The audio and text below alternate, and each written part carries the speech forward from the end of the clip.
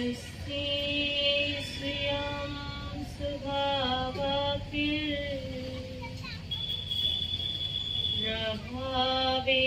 तस्मै कर्मिणा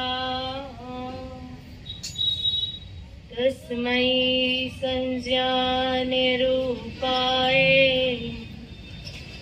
नमोस्तु परमात्मने नमोस्तु परमात्मने। 1008 से विश्व वंदने महावीर भगवान की 1008 से मुल्ला शांतिनाथ भगवान की वीतरागी रामचंद्र भगवान की परम श्रद्धेय गुरुवर आचार्य सन्मति सागर जी महाराज की आचार्य गुरुवर विद्यासागर जी महाराज की परम पूज्य गुरुदेव आचार्य सिद्धांत सागर जी महाराज की अहिंस समय विश्व धर्म की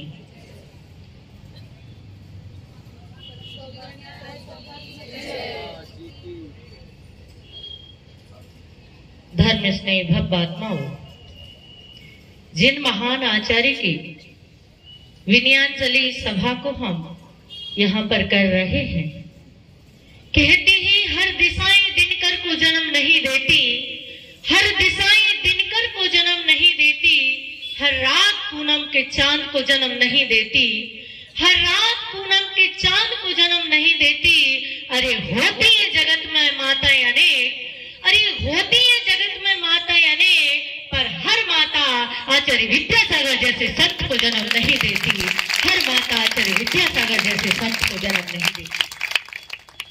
आचार्य श्री के बारे में कहना तो सूरज को दीपक दिखाने जैसा कार्य है।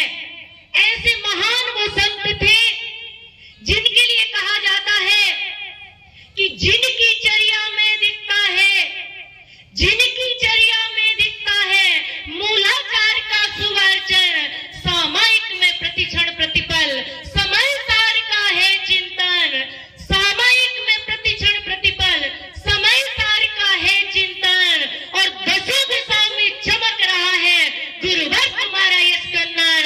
ऐसे गुरुवर विद्यासागर को मेरा सत वंदन, मेरा सत वंदन।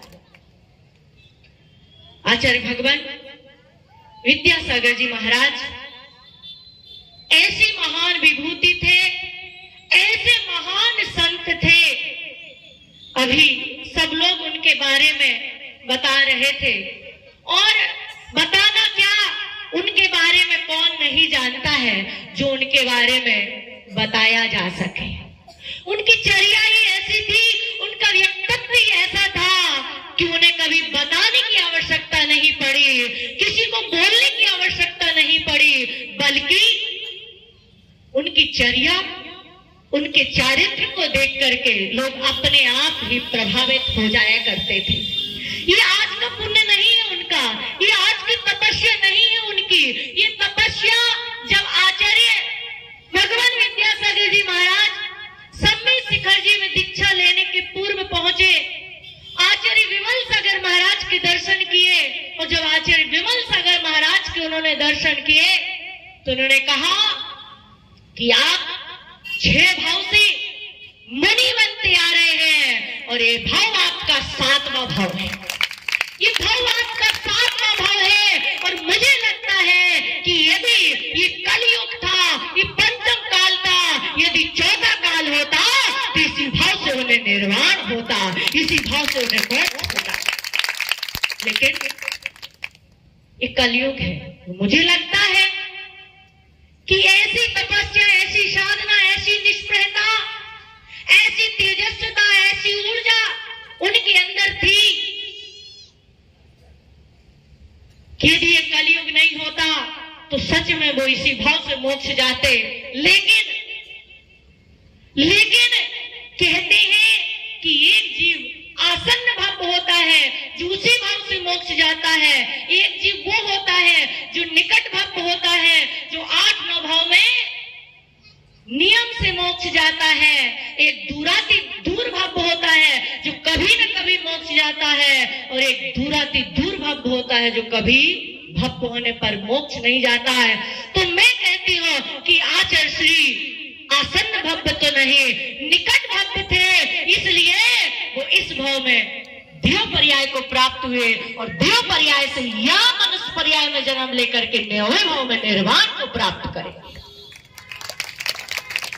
आचार्य विद्यासागर महाराज ने कभी कोई विवाद नहीं किया, किसी विवादों में नहीं पड़े, वो हमेशा निर्विवादित, निरपेक्ष, निष्पक्ष रहे, कभी किसी से उलझे नहीं। वो किसी ने उनके ऊपर भले ही किसी भी बात को लेकर के कुछ कहा हो, लेकिन कभी उन्होंने जवाब नहीं दिया, क्योंकि जवाब तो वही देता है। कहते हैं गधे के पास जाओगे और गधे ने यदि पीछे से लात मारी तो आप गधे को लात मारोगे क्या? कि गधे के साथ यदि आपने लात मारी तो वो कहते थे वो गधा है और आप महागधा हो, आप महागधा हो। इसलिए कभी उन्होंने किसी चीज का कोई विरोध नहीं किया। वो ऐसे संत थे जो कभी न पंथवाद की बात कही, न उन्होंने संतवाद की बात कही। उन्होंने जब भी बात कही तो स्यादवाद की बात कही, अनेकांत की बात कही, इसलिए वो महान संत थे। आज भगवान राम को लोग भगवान बनने के पहले ही लोगों ने भगवान मान लिया था। रामचंद्र जी को भगवान बनने के पहले लोगों ने भगवान मान लिया था। क्यों? क्योंकि जब रामचंद्र जी का वनवास हुआ था, जब रामचंद्र जी का वनवास हुआ था और लौट करके आए थे, तो वनवास हुआ था किसके माध्यम से? किसके कारण हुआ था? कैकेयी के कारण हुआ था। कैकेयी के कारण उनका वनवास हुआ था। लेकिन जब लौट करके आए वनवास पूरा करके, तो चारों माताएं खड़ी थी। लोग सोच रहे थे कि रामचंद्र जी कैकेयी की तरफ तो देखेंगे तक नहीं, जबकि कैकेयी उनकी प्रिय मां थी। लेकिन जब वो आए तो अपनी मां कौशल्या के पहले चरण नहीं छुए, पहले उन्होंने उनको प्रणाम नहीं किया, बल्कि किसको प्रणाम किया? कैकेयी को प्रणाम किया। इसलिए वो भगवान बाद में बने, उन्हें लोगों ने भगवान पहले मान लिया। ऐसे ही मर्यादित जीवन आचार्य विद्यासागर जी महाराज ने किया, इसलिए भगवान तो वो बाद में बनेंगे, लेकिन दुनिया ने उन्हें पहले ही भगवान मान लिया। दुनिया ने उन्हें पहले ही भगवान मान लिया। ऐसे वो संत थे। ऐसे महान संत का जाना हम सबके लिए एक वज्रपात के समान है। लोगों ने भले ही समझा हो कि जैनों के संत हैं, लोगों ने ही भले ही समझा हो, जिन्होंने व्रत लिया हो, जिन्होंने दीक्षा ली हो, वो सोचते हो कि मेरे गुरु हैं, मैंने उन्हें गुरु माना है, सिर्फ मेरे ही गुरु हैं। मैं कहती हूँ वो जैनों के गुरु नहीं, बल्कि आचार्य विद्यासागर महाराज जन जन के गुरु थे। जन जन के गुरु थे, क्योंकि जो उन्हें श्रद्धा से एक बार देख लेता था वो उनका भगवान भक्त बन जाया करता था। हमारे नगर में उनका कई बार आगमन हुआ, और जब वो आते थे छोटे छोटे से थे, और अक्सर बीना बारह से हमारी जन्मभूमि 7 किलोमीटर दूरी पर ही है सिंहपुर नगर, जिसको आचार्य श्री शहद्वार कहा करते थे, क्योंकि किसी भी साधु को जाना है तो या आना है बीनावारा या बीनावारा से जाना है तो एक बार गांव जरूर आता था। और वो आते थे और उनके प्रवचन सुनने भी बीनावारा में जाया करते थे। अधिकतम समय उनका बीनावारा में हुआ तो बीनावारा जाते थे। जब लौट करके आते थे रास्ते में गाड़ी में लोग चर्चा करते थे, क्योंकि आचार्य जी पहले जब बोलते थे ना तो लोगों के सिर के ऊपर से जाता था, ज्यादा कुछ समझ में नहीं आता था। तो लोग बोलते थे आचार्य जी बोले हैं लेकिन ये बात समझ में नहीं आई, क्या बोले? तो मैं बताती थी, छोटी सी थी, 5वीं 6वीं कुछ पढ़ती होंगी, 4वीं 5वीं, तो मैं बताती थी कि आचार्य जी ने जो प्रवचन में बताया है ना उसका मतलब ये था। तो लोग बोलते थे साथ वाले, बोले बच्ची जब आचार्य जी की बात हमें समझने में नहीं आई और ये उनके मतलब को समझा रही है, निश्चित है माता जी बनेगी। और ऐसा ही हुआ।